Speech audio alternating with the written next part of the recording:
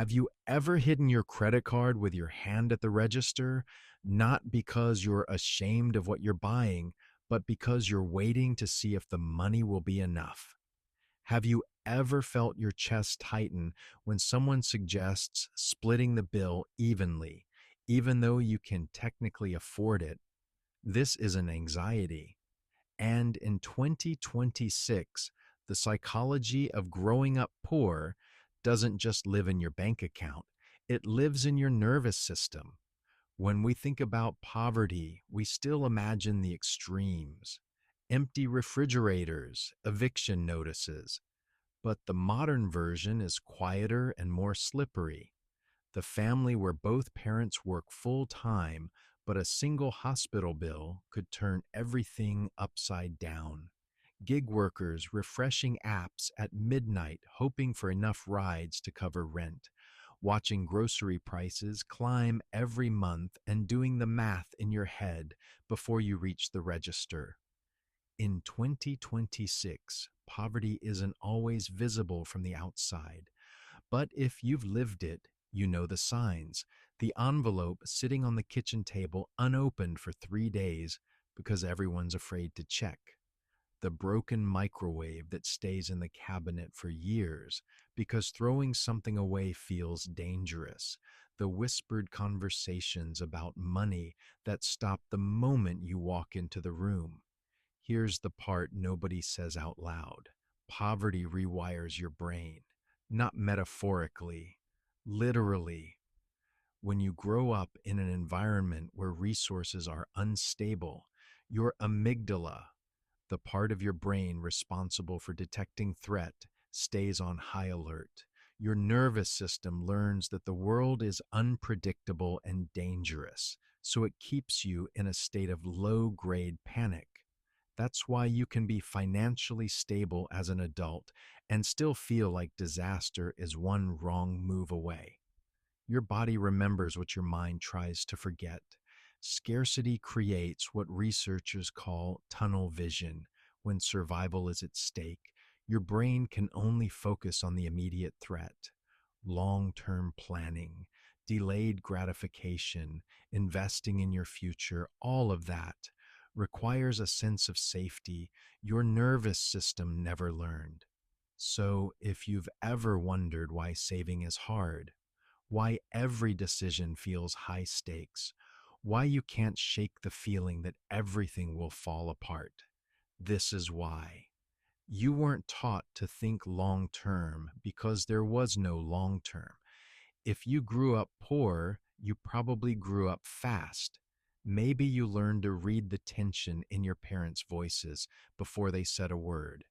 Maybe you became the mediator, the translator at the clinic, the one who figured out how to stretch $5 into dinner. They call it parentification. You were given responsibilities that weren't yours to carry, and you became hyper independent because needing help felt like a luxury you couldn't afford. But here's the hidden rule that follows you into adulthood. Needs became dangerous. Wanting something, asking for something, even admitting you're struggling, it all feels like weakness. So you learn to appear fine. You learn to seem okay.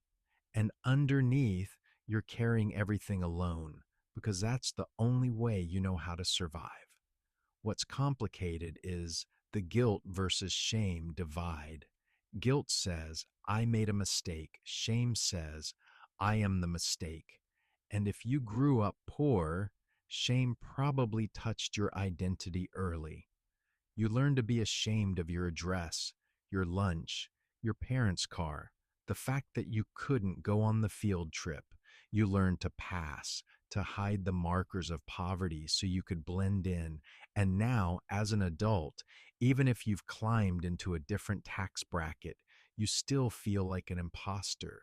You still feel like someone's going to find out you don't belong. This isn't paranoia. This is what happens when survival required erasing parts of yourself.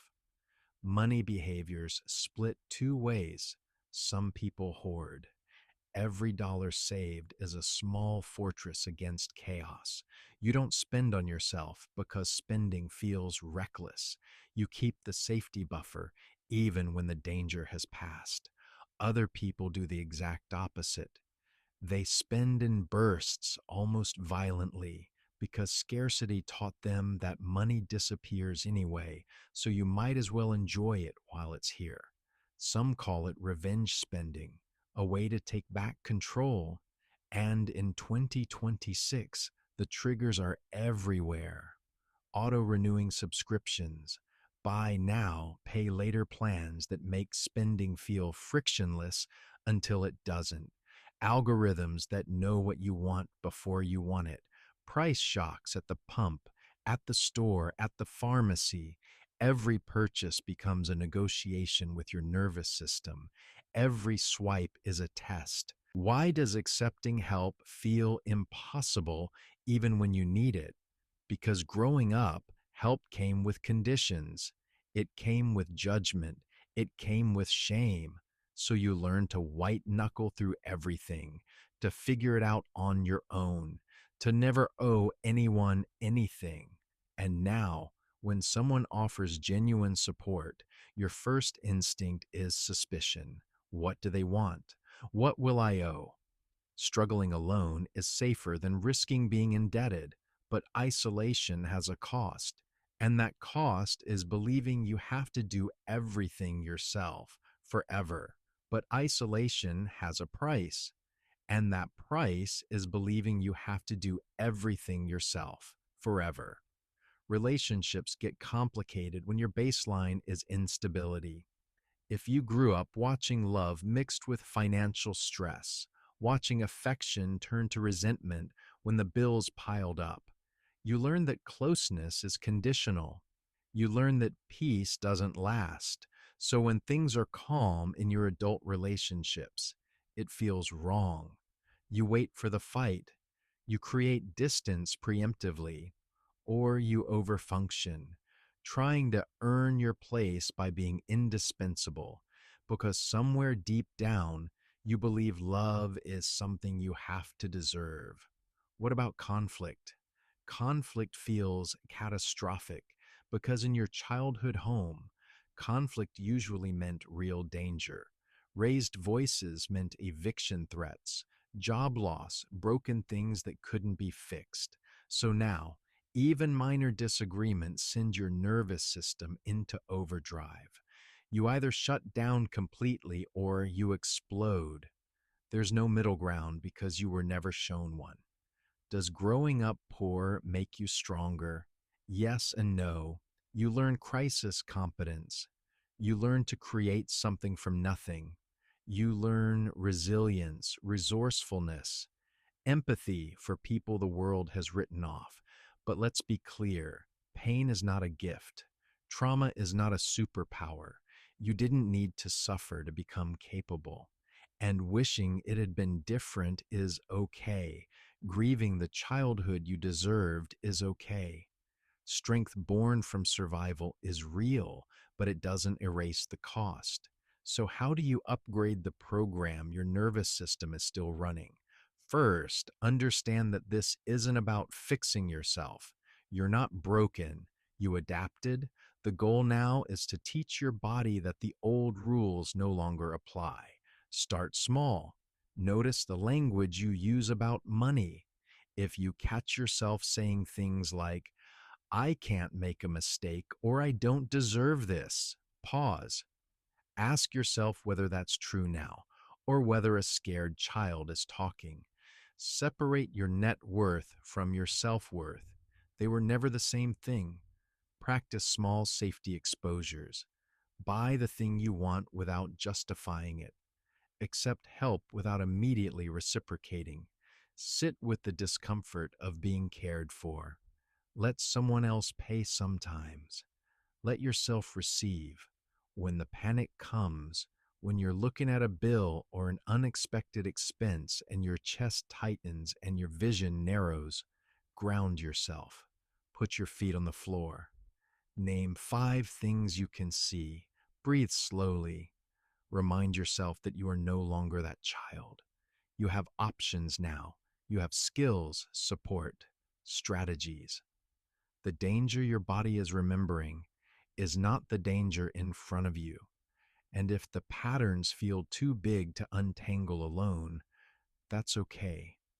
There are people who specialize in this, therapists who understand financial trauma, coaches who work specifically on money psychology. Healing isn't something you have to earn, it's something you deserve. If this hit close, consider subscribing. I make videos about the psychology hiding in plain sight, the patterns we carry without realizing, the ways we can understand ourselves a little better. And I want to ask you something. What's one money habit you have now that you can trace back to growing up with less? Drop it in the comments. No judgment, just people trying to make sense of the programs running in the background.